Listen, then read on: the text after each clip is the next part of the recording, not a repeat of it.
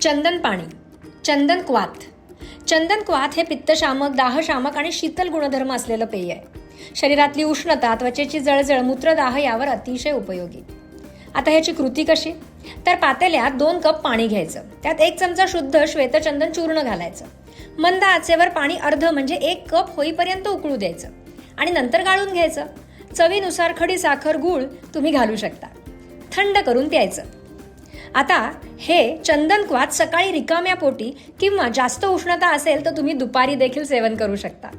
याचे फायदे म्हणजे हे शरीरातली उष्णता, पित्त शांत करतं, मूत्रमार्गातली जळजळ कमी करतं, त्वचेचा दाह कमी करतं आणि मन शांत ठेवायला मदत करतं.